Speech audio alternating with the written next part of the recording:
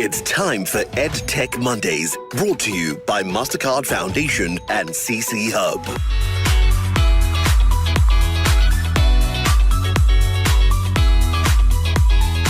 Hello everyone, welcome to the June edition of EdTech Mondays. EdTech Mondays is a platform that facilitates critical conversations on the role of technology in teaching and learning, bringing together policymakers, innovators, educators, development partners, and ecosystem stakeholders to explore practical solutions shaping the future of education in Nigeria. I'm Damilola Busari, and I'll be the moderator for today's conversation. Did you know that Nigeria is home to over 36 million people living with disabilities? But fewer than 10% of this population have access to any form of education or structured skills training. This persistent exclusion limits participation in learning, livelihoods, and economic opportunities. Accessibility remains an afterthought across many homes, schools, and digital learning environments. Millions of learners with disabilities continue to face barriers to education, not because they cannot learn, but because learning systems are often not designed with them in mind. For many learners with disabilities, access to education can be transformed through something as simple as a screen reader, accessible digital content, assistive hearing devices, adaptive learning tools, or teachers or guardians trained in inclusive pedagogy. Across the globe, every 4th of June is observed as World Day of Assistive Technology. To commemorate this, here on EdTech Mondays this month, we're exploring the theme Rethinking Inclusive and Accessible Learning for All. Our conversations this month will explore different questions like the realities learners and persons with disabilities face, the role of technology in improving inclusion, how innovators are designing more accessible learning solutions, and of course, what it will take to build systems that truly work for every learner. I have an incredible lineup of guests to draw down on this topic with me. My first guest is a Nigerian author, former TV producer, and founder of Simone's Osis Foundation. She created Ugo and Sim Sim, the world's first picture book series featuring a Black child with Down syndrome. She speaks globally on storytelling, neurodiversity, inclusion, and systems change. Please welcome Tonye Falugi Ekezie. Thanks for being here. My next guest is an EdTech innovator and the founder of Mavis Computer. Mavis Computer is a technology-driven learning solutions company focused on improving access to quality and inclusive education through digital innovation. His work explores the use of accessible learning technologies, digital tools, and practical EdTech solutions to support learners across diverse learning environments with a growing interest in inclusive and assistive learning systems in Nigeria. Please make welcome Chimezie Ucheaga. Thank you, and very, very happy to be here. We'll also be speaking to Chizoba Orji, a visually impaired teacher at Washington Memorial Grammar School, Onitsha. He's a passionate advocate for disability inclusion. Through his teaching and advocacy, Chizoba works to empower persons with disabilities and promotes the belief that disability is not inability. In recognition of his contributions to the blind community in Anambra State, Chizoba received the Humanitarian Service Award in 2025. Welcome, Chizoba. My next guest is a professional educator, neuroscientist, and CEO of Dawn AI Study, where he leads the development of inclusive neuro-edtech solutions designed to improve early identification and support for learners with neurodivergent, sensory neural, and physical disabilities across Africa. Please welcome Dr. Victor Ogumbi. Hi guys, thank you for having me here. Thanks for being here. We also have Mubarak Aremu, a graduate of the University of Lagos, and he also holds a master's degree in business education. Mubarak is a disability advocate, business educator, graphics and brand identity designer, and social impact enthusiast committed to advancing inclusion and empowerment. Mubarak is the convener of Accessibility, an initiative promoting inclusive communities and educational support for underserved learners. Mubarak was part of the team that emerged as first runner-up at the Artifact Assistive Technology Pitching Challenge. He is also a wheelchair racing athlete whose work combines education, advocacy, and innovation to create opportunities for persons with disabilities. Hello, Mubarak, and welcome to EdTech Mondays. Yeah. Good morning, everyone. Thank you for having me. Thank you very much for being here.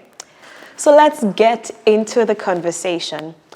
I'd like us to first understand the realities that learners with disabilities face today and why inclusive learning still feels inaccessible for many learners with disabilities across homes and schools in Nigeria and in Africa. Now, I'll start off with you, Mubarak. From your experience, what are the biggest barriers preventing learners with disabilities from fully participating in digital learning today? From my experience so far, one of the key barrier in disability cases that prevent learners with disability to fully participate in digital learning is not putting person with disability in mind before designing a particular tool or application. So another challenge is lack of funding. Lack of funding, the affordability of assistive devices for learners, or cost of the devices. So many learners cannot afford laptops, assistive devices, hearing aids, and the likes. So, and we have in Nigeria, basically, we have data cost as well. So, which can also be a major barrier. And most importantly, in learning and teaching pace, we have lack of awareness about inclusion and people doing policy on that. So there's lack of awareness. Thank you. Thank you very much, Mubarak, for your response. I could see that you've highlighted a number of those barriers and challenges. You've spoken about the funding, you've spoken about accessibility, and the fact that some of those tools are built without even having persons living with disabilities in mind. From your own experience, Chizoba, what are some of these barriers that prevent access to digital learning today? Yeah, when it comes to the barriers, persons with disability always face in accessing technology. Just as he said, number one primary thing is affordability. I know why I emphasize on it. Let me use persons with visual impairment as an example. The cost of a laptop, a quality laptop now, can be around 500,000. But the software we are using, which is called JAWS, Job Access with Speech, costs as much as 3 million. We have the one of 5 users. 5 users is cost at least 3 million. Then when you calculate it, it's about 600,000. How many visual impaired person in Nigeria can afford this? Then secondly, you talk about the inaccessible platforms. There are so many websites, even a person with visual impairment that can access the internet. You notice that some websites are not accessible. So it's a very big barrier for that person with visual impairment to, get along with other people. Then, just like he said, poor funding. NGOs and humanitarian organizations, I must confess, some of them are trying, but we need more because there are many, just like you mentioned in your introduction, there are millions of persons with disability that needs this aid, and only 10% have access to it. So we need a great amount of funding in order to reach out to so many people. Thank you very much. Thank you so much, Chizoba, for weighing on that.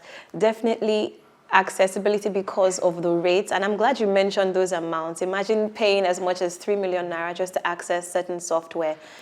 Even for people not living with disability in Nigeria of today, we understand what the economics is like, and that is truly a barrier. Thanks for sharing. I'm going to come over to you, Tony. What realities do learners and families now face when trying to access inclusive learning support in Nigeria today?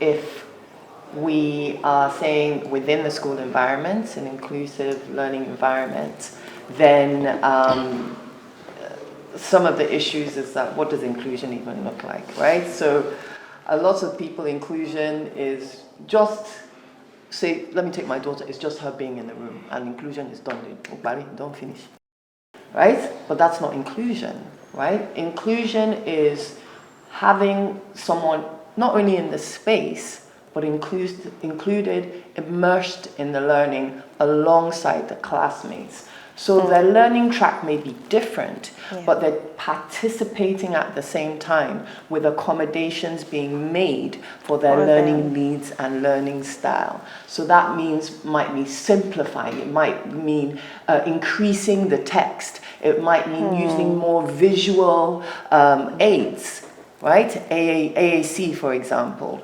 to do the learning. And when you move to kind of the digital sphere, again, what does that look like for a family? I come from a privileged background, and it's a struggle for me. So what is a typical Nigerian family having to deal with? Number one, you have to make sure the family has the will and the drive to even want to educate that child. That's major. That's yet. major, So that's because at that point in time, a lot of families just give up. Yeah. So that's a hurdle that we need to even step back a little bit more. What is the right of the child to education? What is the right of the disabled child to education? A majority of people don't believe they have a right to education. So that is a massive barrier before you even come to the financial aspect. Whoa, thanks for opening that up. And I'd like you to still just double down on that a bit. We understand the numbers, about 36 million families in Nigeria, or people living with disabilities in Nigeria. Are there any campaigns around helping those families see that there's a need to educate them? Because most times you hear people say, can they learn?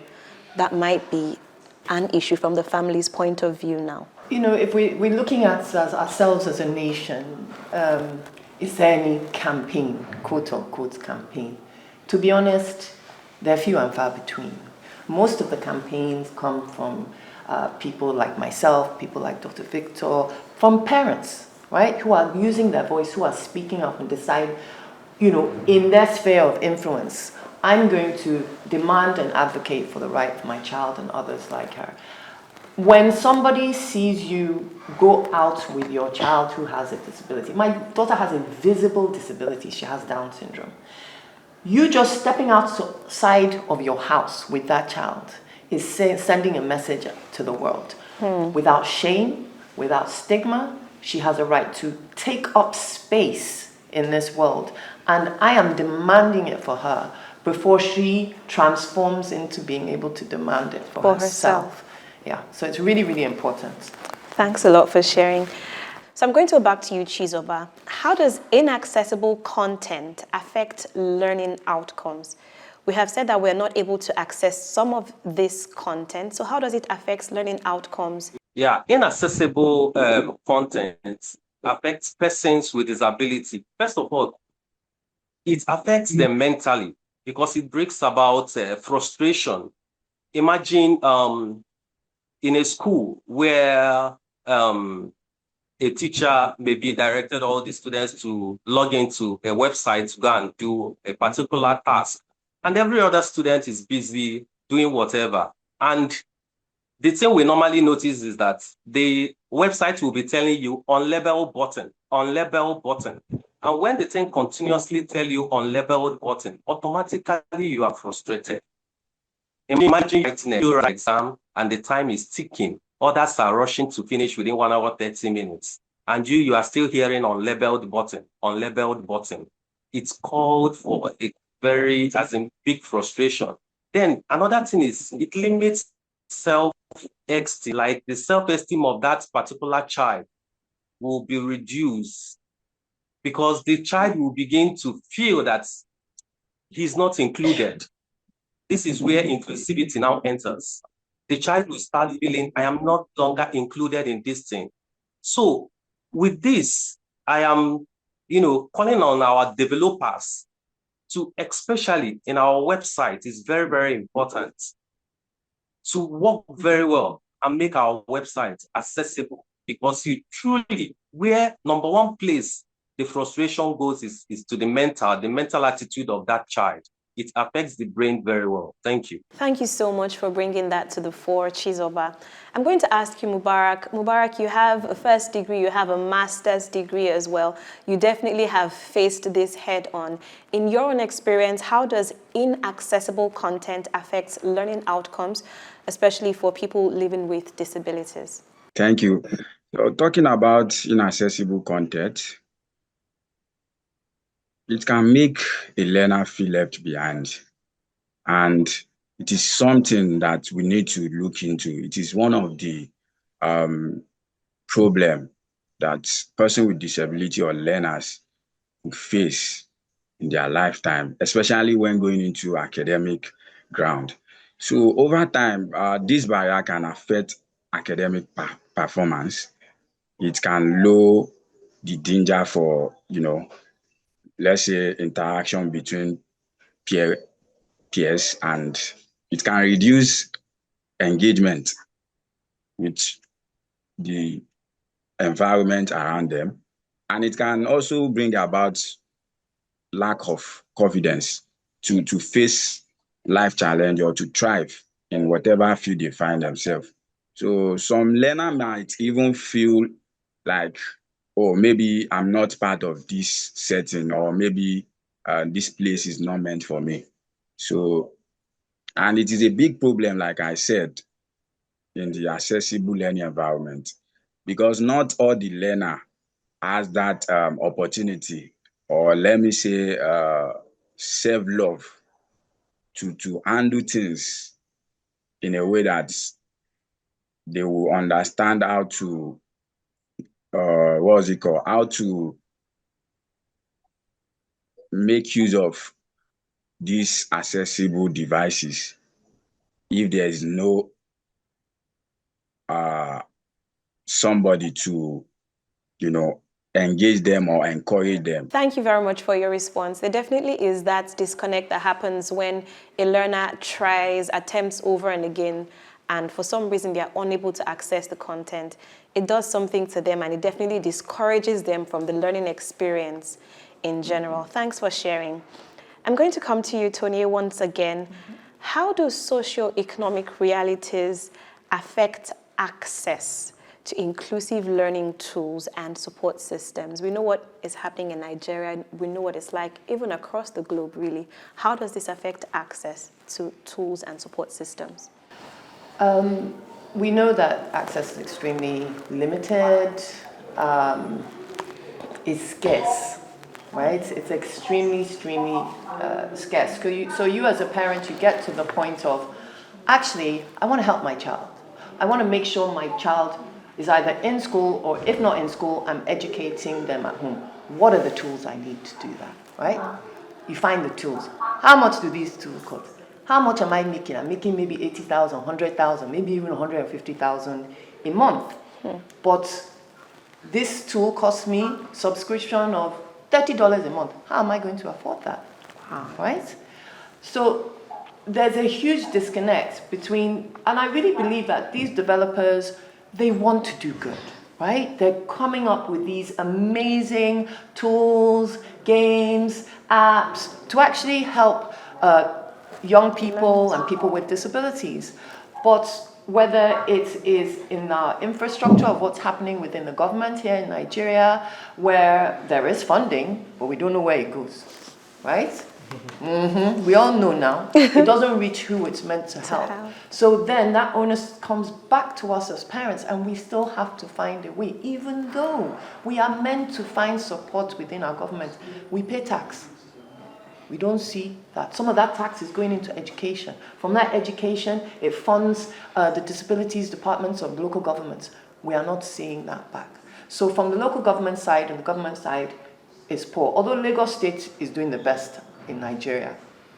Okay, I'm an advocate for my child. What can I do? I'm going to go online. I'm going to see what free tools I can. But again, I've already assumed there that the person can get online. How much does data cost? Again, all these big corporate organizations that are making huge money in Nigeria, they have CSR arms. What is their CSR doing? They cannot solve Nigeria's crisis, but how can they update some of their CSR initiatives to actually deal with what is going on ground? We're still doing, let's invite them out, let them, here's rice, here's chicken. How many days is that going to help? But we want to invest in these children's future, these young people's future. I look at it as an investment. What is my ROI going to be? How much are they going to depend on the state? But if I invest in their education, their health, it's all intertwined now, it's a worthwhile investment because these actually become tax-paying members of society as they grow. They're employable. They become upstanding members of society. And let me tell you, the best workers you will have are people with disabilities because they want to be there and they want to be given that responsibility. I love how we're wrapping up today's conversation with a call to government, with a call to corporate organizations to do their part to ensure that this teeming population, over 36 million Nigerians, do have access to the tools relevant for their education. You'd agree with me that one thing is clear. People with disabilities use technology for learning, for daily life demands as well. However, when their daily needs are ignored in solution design, we exclude an entire population.